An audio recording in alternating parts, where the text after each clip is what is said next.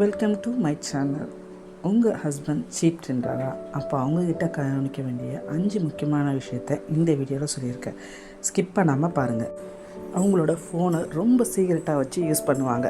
அவங்க ஃபோன் வேர்டில் இருக்கிற பாஸ்வேர்டை அடிக்கடி மாற்றுறது, சேட் ஹிஸ்ட்ரி அழிக்கிறது, கால் வந்தால் உடனே வெளியே போய் பேசுகிறது. நம்பர் 2, அவங்கள நடத்துகிறதுல திடீர் மாற்றம் ஏற்படும். அதாவது முன்னாடி மாதிரி உங்கள்கிட்ட கேராக இருக்க மாட்டாங்க, அடிக்கடி கோவப்படுவாங்க, டிஸ்டன்ஸ் மெயின்டைன் பண்ணுவாங்க, அன்னெசரியாக நிறைய ஃபைட்ஸை க்ரியேட் பண்ணுவாங்க.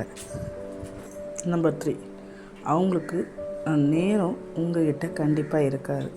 அதாவது லேட்டாக வீட்டுக்கு வர்றது, ஒர்க்குன்னு சொல்லி உங்கள்கிட்ட பேசுகிறத அவாய்ட் பண்ணுறது, லொக்கேஷன் பிளானு அடிக்கடி அவங்க சேஞ்ச் பண்ணிகிட்டே இருப்பாங்க. அவங்களால தோற்றத்தில் திடீர் மாற்றம் ஏற்படுது. எப்படி தோற்றத்தில் மாற்றம் ஏற்படும் அப்படின்னு கேட்குறீங்களா? ஆமாங்க, ஏற்படும். வாங்க பார்க்கலாம். அதாவது அவங்களோட ட்ரெஸ்ஸு நியூவாக அடிக்கடி வழக்கம் போல் இல்லை, ட்ரெஸ்ஸிங் சென்ஸ் இல்லாமல் வேறு ஒரு ட்ரெஸ்ஸிங் சென்ஸ், எக்ஸ்ட்ரா பர்ஃப்யூமை போட்டுக்கிறது, சோஷியல் மீடியாவில் அதிகமாக ஆக்டிவாக இருப்பாங்க. இதை வச்சு நம்ம ஓரளவுக்கு கெஸ் பண்ணிக்கலாம்.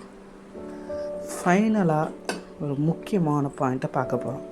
அதாவது நம்மளோட உணர்ச்சி ரீதியாக தூரமாக இருக்கிறது. உங்களோட பேசுகிற நேரம் ரொம்பவே குறைவாக இருக்கும். அதே நேரத்தில் உங்களோட அவங்க மேலே இருக்கிற நமக்கு இருக்கிற அஃபெக்ஷனும் குறையும், இன்ட்ரெஸ்ட்டு குறையும்.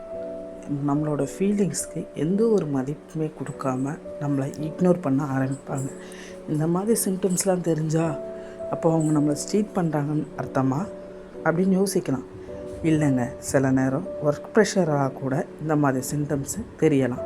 ஆனால் இதை வச்சு மட்டுமே அவங்க ஃபுல்லாக சீட் பண்ணுறாங்கன்னு சொல்ல முடியாது.